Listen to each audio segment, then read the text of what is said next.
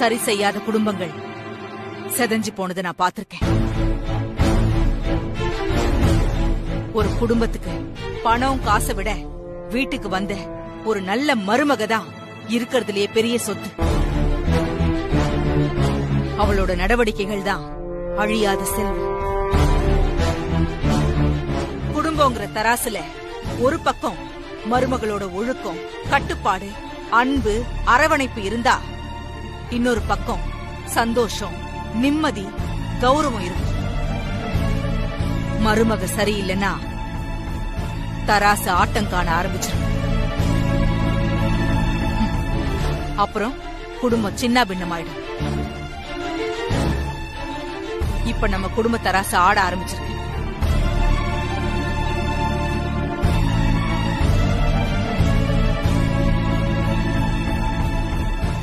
இதை இப்ப சரி செய்யலன்னா எப்பவும் சரி செய்ய முடியாது. இந்த குடும்பம் செதஞ்சா என்னோட இந்துமதியோட ஆன்மா என்ன சும்மா விடாது. இப்ப நீ இந்த வீட்டோட மருமகளா இருக்க. அந்த பொறுப்பை காலா காலத்துக்கு நீ சரியா செய்யணும்னா, இந்த குடும்பத்தை வழி நடத்தணும்னா சத்யா நீ போலீஸ் ஆக கூடாது.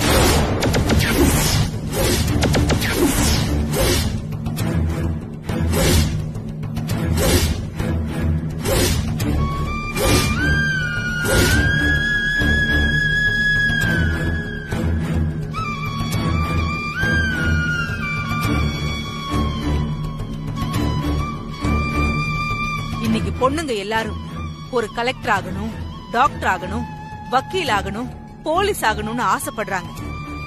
ஆனா அதை விட பெருசு அவளுக்கு மருமகங்கிற ஸ்தானம்.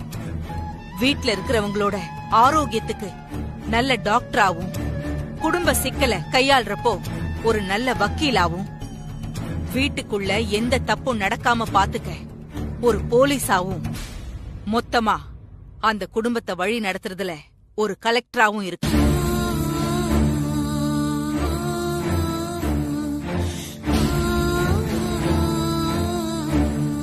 இதுல ஏதாவது ஒரு வேலையை செஞ்சுக்கிட்டு குடும்பத்தையும் பாத்துக்கிறேன்னு நீ நினைக்கலாம். ஆனா அப்படி செய்ய உனக்கு தகுதி இருக்கான்னு எனக்கு தெரியல. ஏன்னா உன்னோட நடவடிக்கைகள் எனக்கு அந்த நம்பிக்கையை தரல. நீ வெளிப்படையா இல்ல. டைவர்ஸ் நோட்டீஸ் வந்ததை விட இந்த குடும்பத்துக்கு வேற அவமானம் தேவையில்லை. உட்காருமா. இல்ல மாமா, சின்ன பிராக்சர் தான், அதனால்தான் சொல்லல மாமா. அப்படின்னா நீ என்னையும் ஏமாத்திருக்கல மாமா? அப்பெல்லாம் அதுவும் இல்ல மாமா.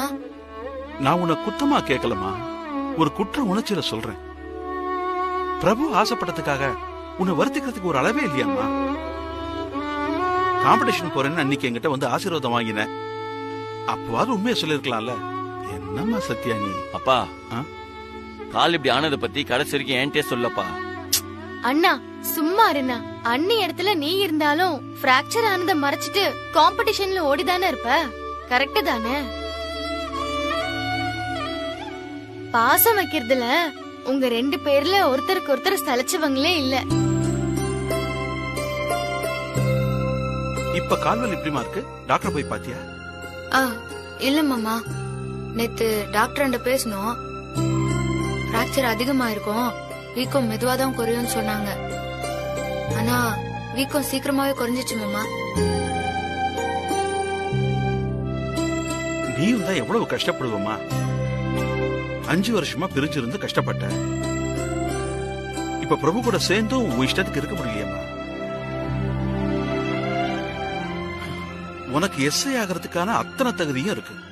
அதுக்கு வாசலும் திறந்துடுச்சு. என்ன பண்றது? ஆனா போலீஸ் ஆக முடியலன்னு உன் மனசு வேதனைப்படுறது எனக்கு தெரியுதுமா.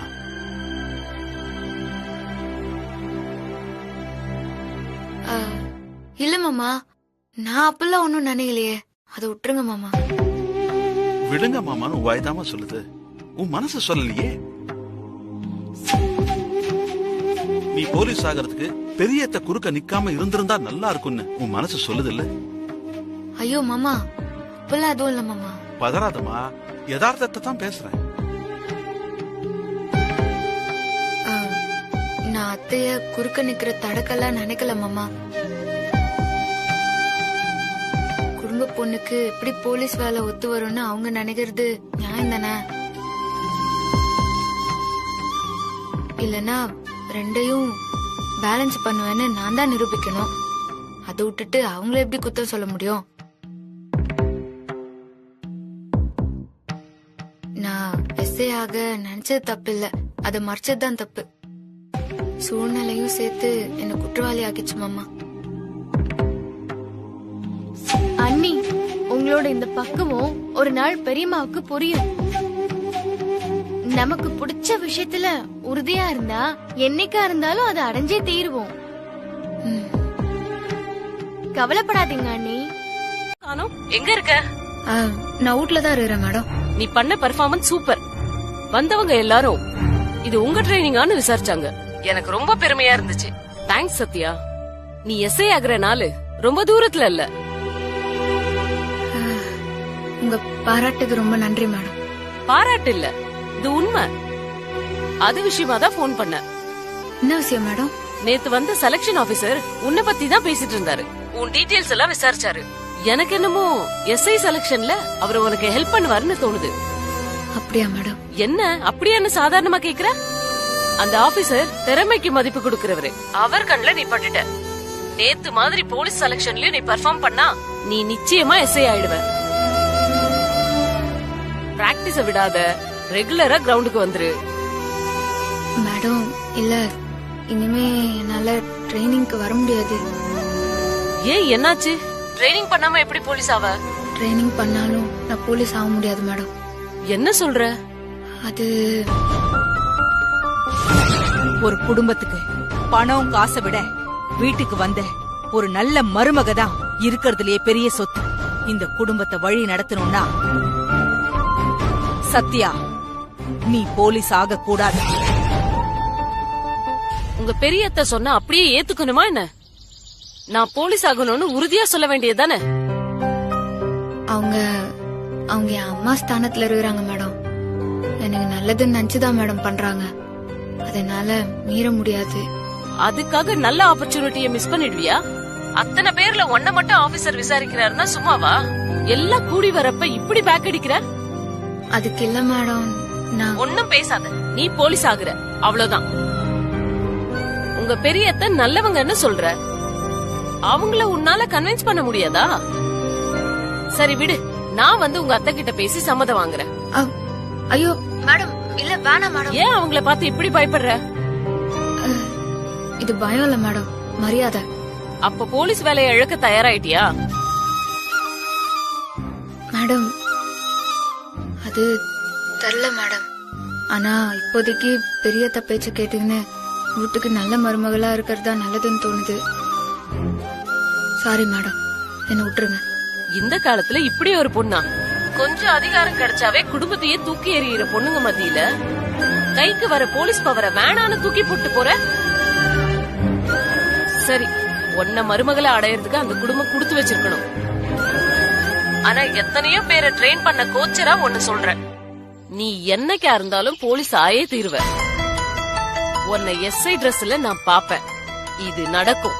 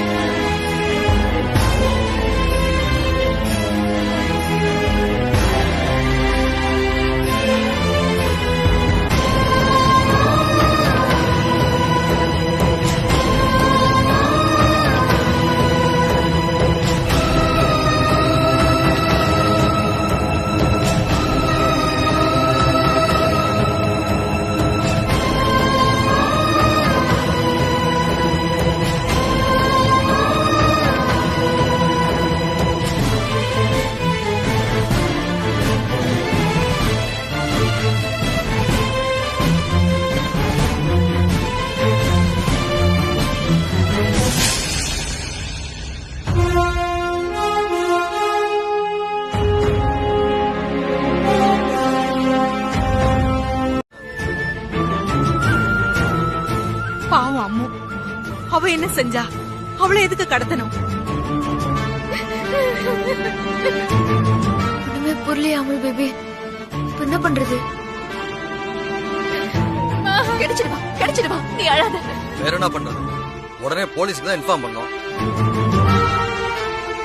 சித்தப்பா இருங்க, அதான் உங்க போலீஸ் போக கூடாது சொல்லிருக்காங்களே. அதுக்காக அப்படியே விட சொல்றியா?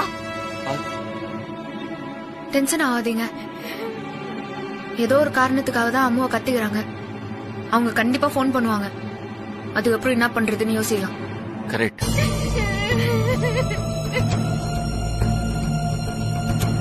பச்சை புள்ள பாப், அது என்னடா பண்ணுச்சு?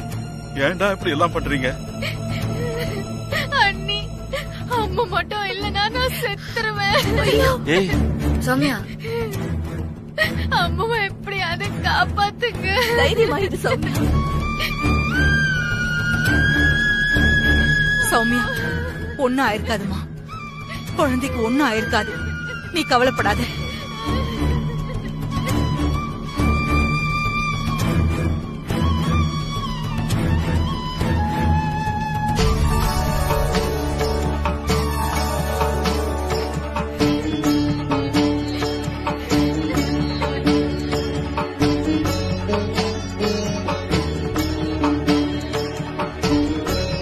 கடவுளே, ஏன் இப்படி சோதனை பண்ற? அம்மு இன்னைக்கே வீடு வந்து சேரணும்.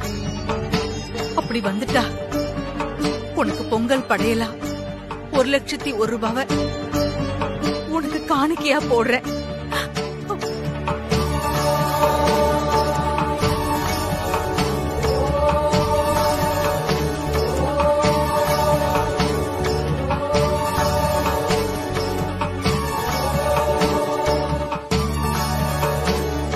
அதுக்கு அச்சார காணிக்கையா 10,001 ரூபாவை உன் காலடியில வச்சிருக்கேன். எப்படியாவது அம்முவை காப்பாத்தி தரணும். எங்களுக்கு அது போதும்.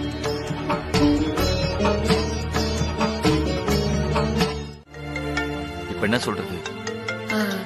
இப்ப 50 லட்சம் ரூபாய் தான் ரெடி பண்ணிக்கிறோம்.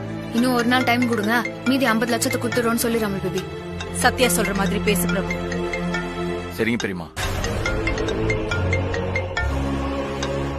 ஹலோ, என்ன பணத்தை ரெடி பண்ணிட்டியா? இது வந்து 50 lakhs தான் ரெடியா இருக்கு.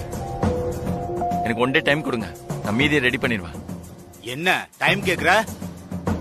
போலீஸுக்கு போக ட்ரை பண்றியா? இல்ல இல்ல இல்ல, திடீர்னு 1 கோடி அரேஞ்ச் பண்ண முடியல, அதனால தான் 1 day டைம் கேட்டேன். 1 கோடி எனக்கு வரணும். நடுவுல ஏதாவது பிளான் பண்ணீங்க, உங்க குழந்தைய மறந்துட வேண்டியதுதான். நோ நோ, எங்களுக்கு அம்முதான் முக்கியம். போலீஸ்ட எல்லாம் நாங்க போக மாட்டோம், எங்களை நம்புங்க.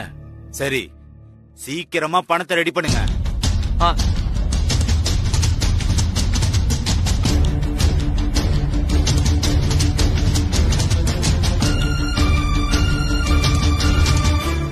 நம்ம இனியும் டைம் வேஸ்ட் பண்ணக்கூடாது. உடனே ஸ்டேஷனுக்கு போலாம் வாங்க. யார் யாரெல்லாம் போலீஸ் ஸ்டேஷனுக்கு போறது?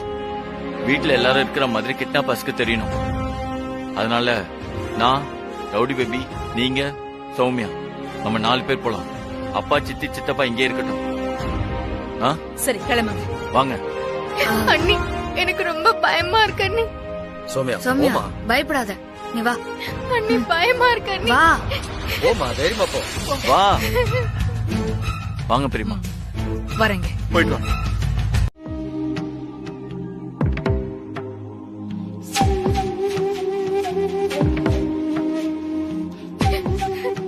அம்மு எப்படி இருக்கான்னு தெரியல, எனக்கு ரொம்ப பயமா இருக்குங்க.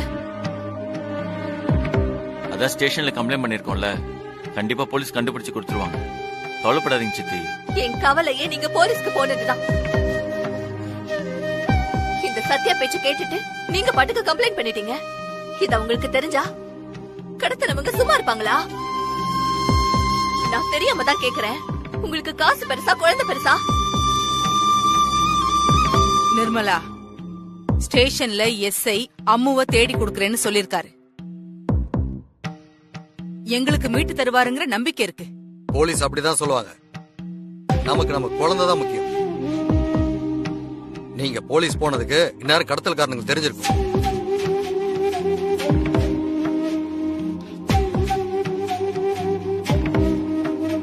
பண்ணுவானுங்க தெரியல.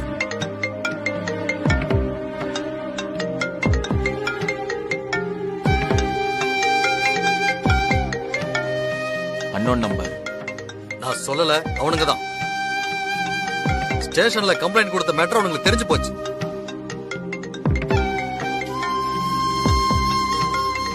ஏமா இனிமே அவளை தீவிரமா பேசுன. இப்ப என்னாச்சு பார்த்தல, வந்துட்டானுங்க உன் பங்காளிங்க.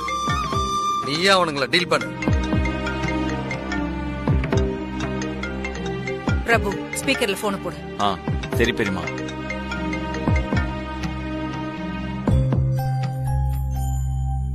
ஹலோ, என்ன போலீஸ் ஆண்ட போனீங்களா?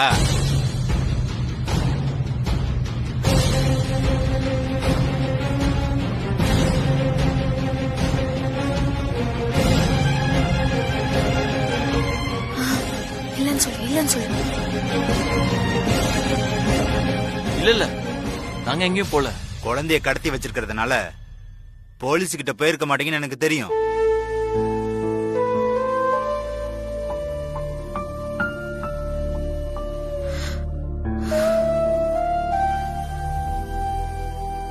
நான் கேட்ட 1 கோடி என்னாச்சு?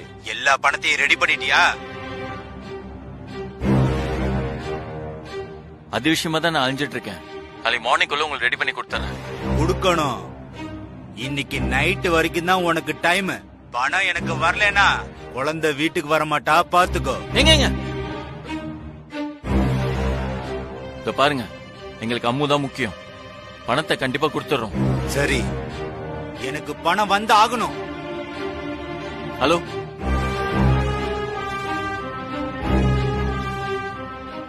போதுமா?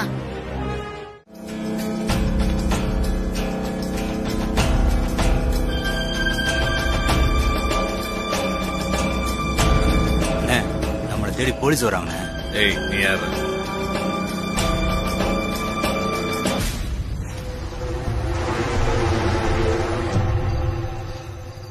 என்ன போலீஸ், உனக்கு என்ன வேலை இங்க?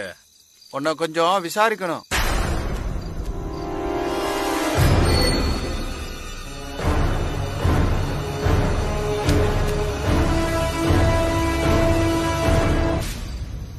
அடி மூஞ்சில கோடு போட்டுருவேன். இல்லப்பா, ஒரு கடத்தல்காரன் ஒரு குழந்தைய கிட்னாப் பண்ணிட்டான். அத நீதான் கடத்திருப்பேன்னு சொல்லி. எவ்வளவு தைரியம் இருந்தா என் ஏரியாலயே வந்து என்னையே கடத்தினு சொல்லுவேன். 2 பேரை யூனிஃபார்ம் கழட்டி ஓட விட்டுருவேன். கமிஷனர் எஸ்பியே என் ஏரியா குறைக்க பயப்படுவாங்க. நீங்க 2 பேரும் என்னடான்னா சிரிப்பு போலீஸ் என்னையவே விசாரிக்கிறீங்க. மண்டையிலே போடுவேன்.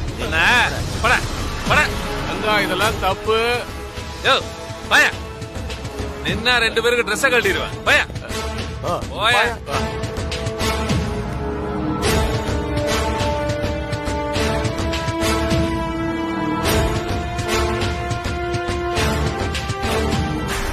என்னாச்சு? மேடம், ரொம்ப அவமானப்படுத்திட்டாங்க. இந்த யூனிஃபார்ம் போடுறதுக்கே எனக்கு வெக்கமா இருக்கு மேடம். மேடம், திருப்பி போலீஸ் கிண்டல் பண்றாங்க மேடம்.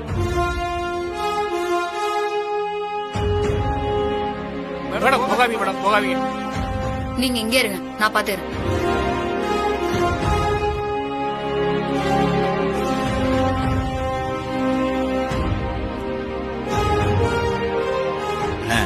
ஏதோ பொம்பளை போலீஸ் வருதுண்ணே. அட விளையாடுற.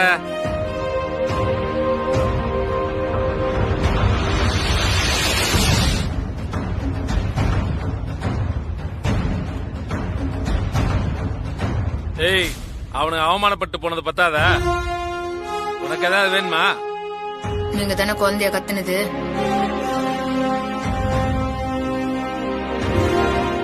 அடிங் நான் கேட்ட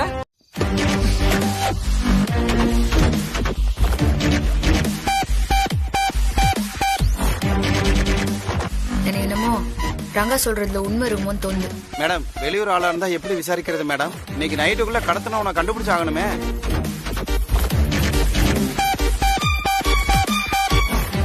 ஏர்போர்ட்டுக்கு போன் பண்ணி 1 வாரத்துக்கு முன்னாடி வந்த பேசஞ்சர் லிஸ்ட் எல்லாம் வாங்குங்க.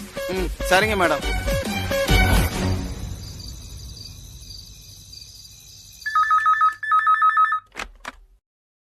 Hello, domestic terminal. சார், நான் வளசரவாக்கம் C3 போலீஸ் ஸ்டேஷன்ல இருந்து கான்ஸ்டபிள் பேசுறேன் சார். ஒரு குழந்தை கிட்னாப் கேஸ்ல இருந்து மும்பை டு சென்னை வந்த 1 வீக் பேசஞ்சரோட லிஸ்ட் வேணும் சார் எங்களுக்கு. கேக்குற டைம் ஆகுது, நாளைக்கு வாங்க. சார் சார் சார் ரொம்ப அர்ஜென்ட் சார் எங்களுக்கு. கான்ஸ்டபிள் கேட்டாலாம் தர முடியாது. உங்க ஹையர் ஆபீசரை பேச சொல்லுங்க.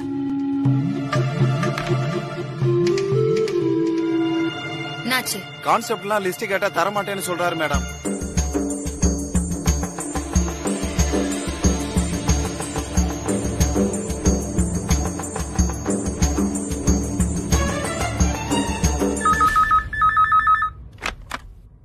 ஹலோ.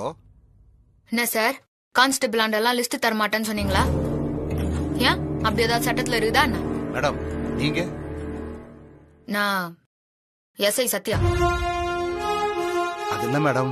என்ன இல்ல, உங்க வீட்டுல திருட்டு நந்தா ராணுவத்துக்கா போன் பண்ணுவீங்க, போலீஸ தானே கூப்பிடுவீங்க. அப்ப கான்ஸ்டபிள் வேணாம்னு சொல்வீங்களா? சாரி மேடம், 10 மினிட்ஸ்ல லிஸ்ட இதே நம்பருக்கு நான் வாட்ஸ்அப் பண்றேன்.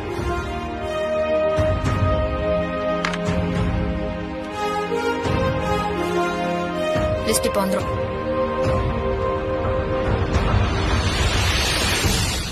சார், எங்க வீட்டு பக்கத்துல இருக்கிற CCTV ஃபுட்டேஜ செக் பண்ணணும். சார், நீங்க சொன்ன நம்பருக்கு ஒரு கால் வருது. அப்படியா? ஒரு நிமிஷம் இருங்க. அண்ணே, பிரபுவோட நம்பருக்கு ஒரு கால் வருதுண்ணே, வேமா வாங்க. மேடம், உங்க ஹஸ்பண்டுக்கு ஒரு கால் வருதான். அது நிச்சயமா அந்த கிட்னாப்பர் தான். அதை ட்ரேஸ் பண்ண சொல்லுங்க. Okay madam.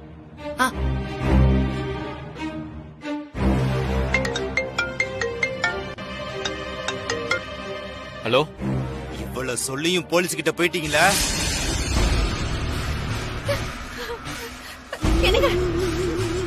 சார், என்ன சார் அந்த காலை ட்ரேஸ் பண்றீங்களா? ஆமா சார், பண்ணிட்டு தான் இருக்கேன். ரெக்கார்ட் ஆகுதுல? ஆகுது சார். என்ன பதிலே காணோம்?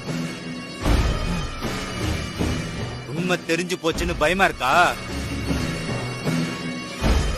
என் பேச்ச கேட்காம நீங்க போலீஸுக்கு போனதுனால குழந்தைய கொல்ல போறேன். ஐயோ வேண்டாம், அப்படி எல்லாம் செஞ்சிடாதீங்க. நான் அப்பவே போலீஸ்க்கு போக வேண்டாம்னு சொன்னேன். யாராவது கேட்டீங்களா?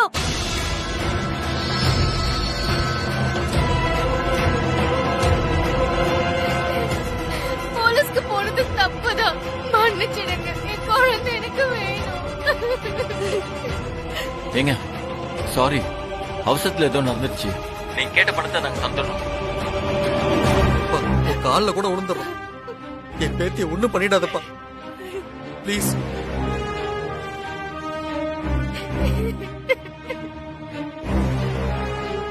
சரி, நான் மன்னிச்சிடுறேன். ஆனா அப்படி பண்ணதுக்கு பனிஷ்மெண்டா இன்னொரு கோடி சேர்த்து தரணும். உனக்கு 1 மணி நேரம் தான் டைம், அதுக்குள்ள 2 கோடி தரணும். அப்படி இல்ல உன் குழந்தையோட பாடி தான் உனக்கு கிடைக்கும். டேய், வேணாம் வேணாம் தம்பி, அப்படி எதுவும் பண்ணிடாத.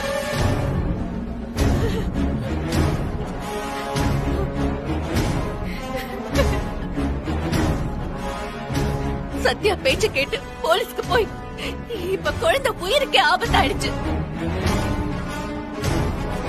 அவளுக்கெல்லாம் குழந்தை குட்டி இருந்தா தானே தெரியும். சித்தி, பொறுமையா பேசு நிர்மலா. பாரு, போலீஸ்க்கு போக வேண்டாம், பொறுமையா இருக்குன்னு சொன்னேன். அதை மட்டும் சத்யா கேட்டாளா? இப்ப பாருங்க என்னாச்சு.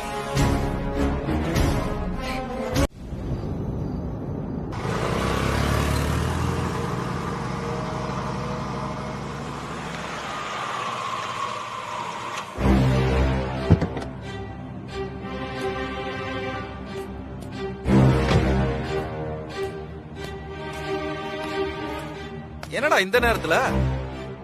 அகில், ஒரு முக்கியமான விஷயம். அவ்வளவு என்னடா முக்கியமான விஷயம்?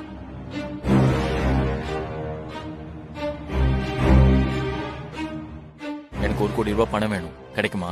1 கோடியா? டேய், பெரிய அமௌண்டா இருக்கேடா. சரி, நீ காலையில வா, நான் ரெடி பண்ணி தரேன். ஐயோ, எனக்கு இப்ப உடனே வேணும். டேய், இந்த மிட் நைட்ல எப்படி அரேஞ்ச் பண்ண முடியும்? அப்படி என்ன அர்ஜென்ட் உனக்கு? அது அது சம் ப்ராப்ளம். சரி, எதா இருந்தாலும் காலையில வா. இப்போ கையில எதுவும் இல்லடா, அதான் நான் சொல்றேன்.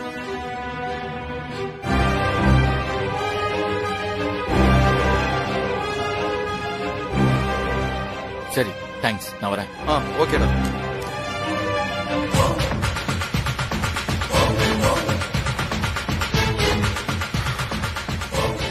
என்ன பண்றது? இன்னும் half an hour தான் இருக்கு.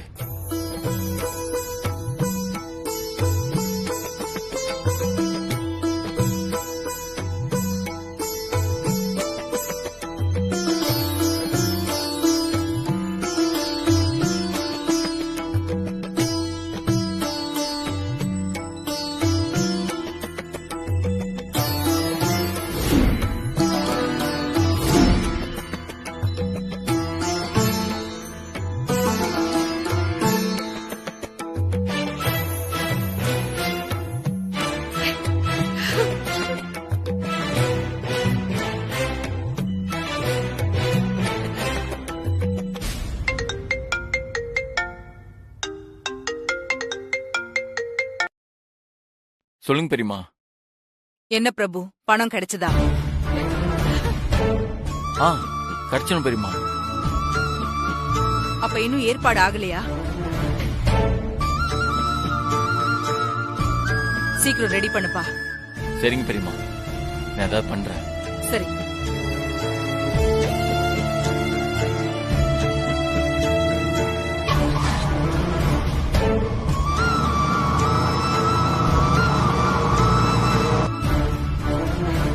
பிரபு என்ன சொன்னா? எப்படியும் ஏற்பாடு பண்ணிடலான்னு நம்பிக்கையோடு தான் சொன்னான். டைம் வேற இல்லை. இந்த ராத்திரியில பாவம் பிரபு என்ன பண்ணுவான்? Hey!